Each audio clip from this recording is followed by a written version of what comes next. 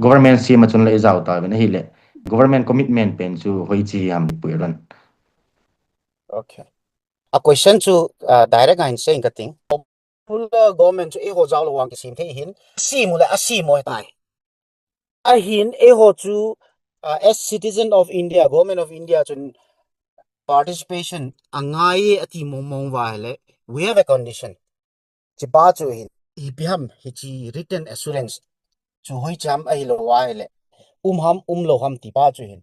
Hi chi lai ka hi ise ya hele. The MLS would be the best, people who should answer this. Na aji chu dunia popular government aki sim do jawa ko na hi MLA ho to SU ho to KZ siyong ki ho khom khalo lai. They did not have hichi tabang hi official tamon. This is what we have from the government of India. Or hichi BJP in written IP wa hichi ajo ka joinu hi ti pa chu black and white na ki mole chun ke dinga chu thu set no ding hin I'll be chichu black and white na ke hin ka table lo je achu tu ne hi au me ka ti thei poi.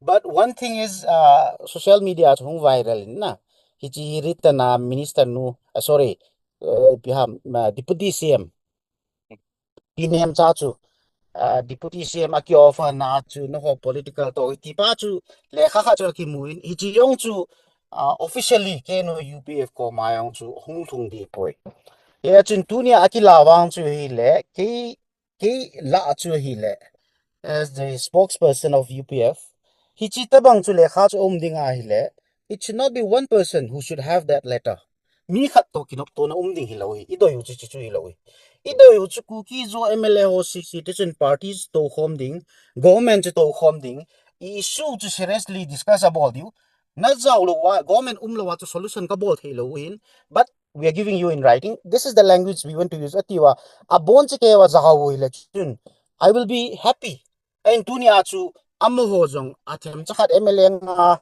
la jong chu BJP MLA la jong chu mi khat se sorry mini chu pu paule le the pule mang chu back off kina written lo jing ka back off ne ati hona alanga madam nu deputy CM alla a hile hichilai ka achu even if the letter that we see in social media uh, is right I think the way it is given to us is not acceptable. Nah, that was not what we targeted.